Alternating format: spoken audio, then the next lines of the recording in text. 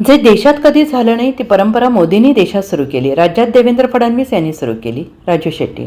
इतिहासात पहिल्यांदाच असं घडलेलं आहे. दोन्ही सभागृहात विरोधी पक्षनेता नाही.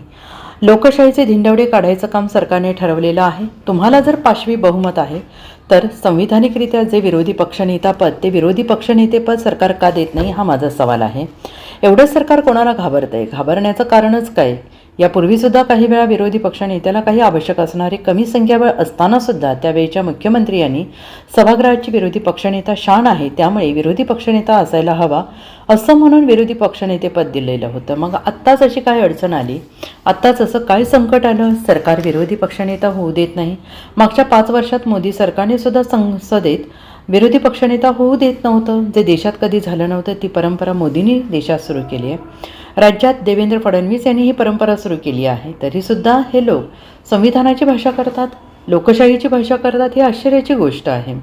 खरं तर यांना लोकशाहीचे नाव घ्यायचा अधिकार नाही, संविधानाचं नाव घ्यायचा त्यांना अधिकार नाही. इतिहासामध्ये पहिल्यांदाच असं घडलेलं आहे, दोन्ही सभागृहामध्ये विरोधी पक्षनेता नाही. विधान परिषदेतही नाही आणि विधानसभेतही नाही. लोकशाहीचे धिंडवडे काढायचं सरकारनं ठरवलेलं आहे. तुम्हाला जर पाशवी बहुमत आहे तर संविधानिकरित्या जे विरोधी पक्षनेता आहे ते विरोधी पक्षनेतेपद विरोधकांना सरकार का देत नाही हा माझा सवाल आहे. एवढं घाबरतं सरकार, कोणाला घाबरतंय? घाबरायचं कारणच काय?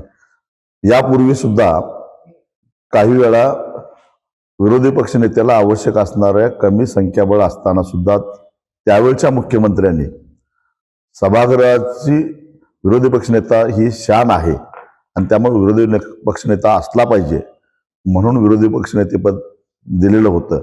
मग आत्ताच अशी काय अडचण आली? आत्ताच असं काय संकट आलं की सरकार हे विरोधी पक्षनेता होऊन देत नाही? मागच्या 5 वर्षामध्ये मोदी सरकारनं सुद्धा संसदेमध्ये विरोधी पक्षनेता होऊन देत नव्हतं. म्हणजे जे देशात कधी झालं नव्हतं ती परंपरा मोदींनी देशात सुरू केली. राज्यामध्ये देवेंद्र फडणवीसांनी ही परंपरा सुरू केली आणि तरीसुद्धा हे लोक संविधानाची भाषा करतात, लोकशाहीची भाषा करतात. ही आश्चर्याची गोष्ट आहे. खरं तर त्यांना लोकशाहीचा नाव घ्यायचा अधिकार नाही, संविधानाचं नाव घेण्याचा अधिकार नाही. Bureau report, SPN Marathi, Nanded.